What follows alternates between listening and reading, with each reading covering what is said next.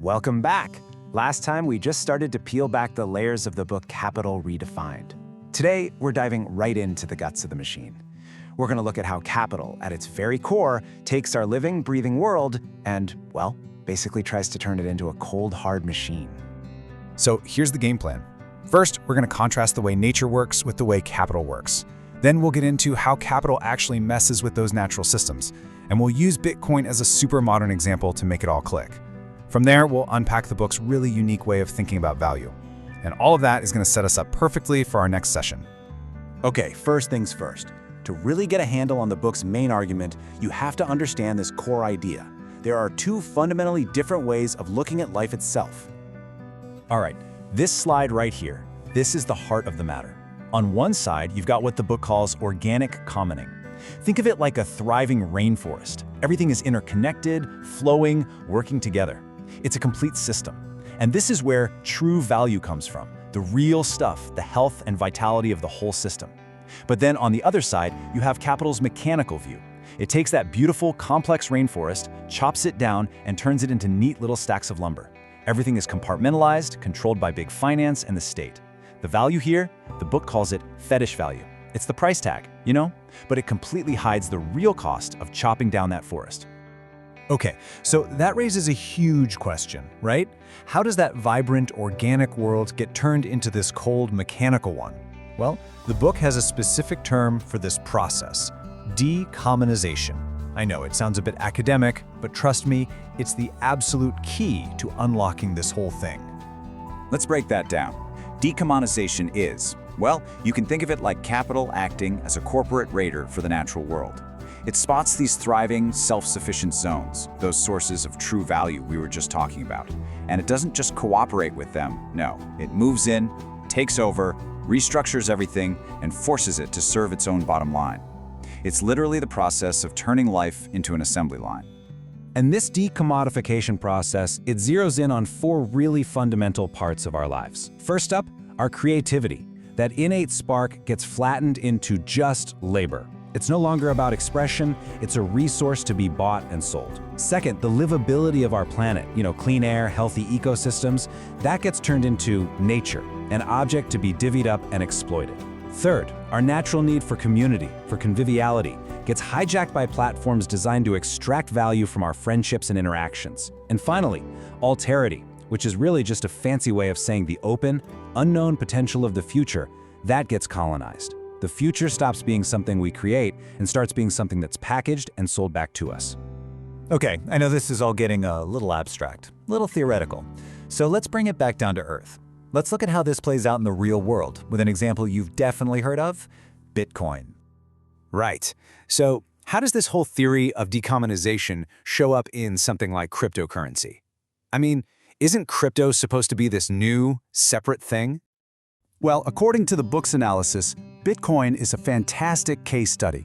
See, the primary thing being decommonized here isn't so much human effort, it's nature and energy. Bitcoin mining, as we all know, consumes an absolutely massive amount of power and resources.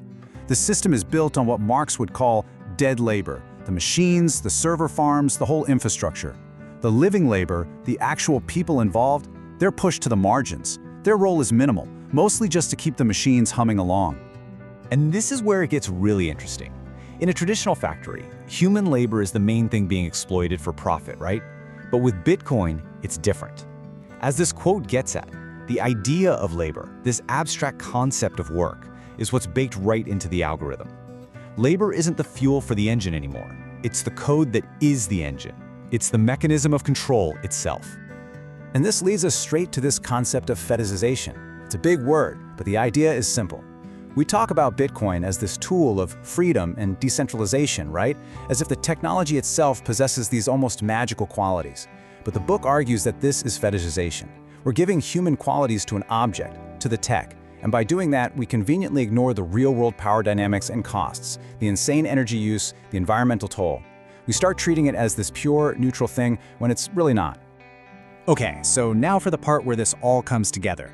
The book uses this fascinating, almost metaphorical set of equations to lay out the math behind these two competing worlds. First up, in that organic world of commoning, the system is regenerative. It's healthy. It actually produces more real value than it needs just to sustain itself. So the math is easy. There's a surplus of true value, and that surplus is what allows life to thrive and grow. But under capital, it's the complete opposite, because it's constantly draining these natural systems through decommonization. The whole thing runs at a deficit. It creates what the book calls a true value deficit. And here's the scary part. That deficit just keeps getting bigger and bigger. So here's the punchline. The value we see celebrated in capitalism, the stock market numbers, GDP growth, it's not the whole story, not even close. The book argues that this fetish value is actually made up of two parts: the profit you can see, plus a massive hidden true value deficit. Think of it like a company that looks wildly profitable, but only because it's dumping toxic waste for free and not paying for the cleanup. The growth we see is essentially built on a massive, invisible debt. A debt to the planet, to our communities, and to the future.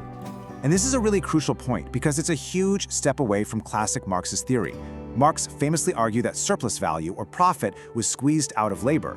But this book expands that idea, saying that surplus capitalist value is extracted from all four of those commons we talked about. From our labor, yes, but also from nature, from our social reproduction, and from our political organization. All right, so with this whole framework now in our heads, the clash between the organic and the mechanical, the four perverted commons, and this mind-bending idea of a value deficit, we are now perfectly set up to re-examine one of the biggest concepts in all of economics: labor. And that's exactly what we're going to do in our next explainer. We're going to take everything we've unpacked today from Chapter 4 and use it as a launch pad to build out a completely new communist value theory of labor, which is what the book dives into in Chapter 5. So I want to leave you with a question to mull over until then. If this entire system of capital is running on a hidden deficit, what does that say about the real value of the work you do every single day? What's the true cost, and what's the true benefit? We're going to dig right into that next time.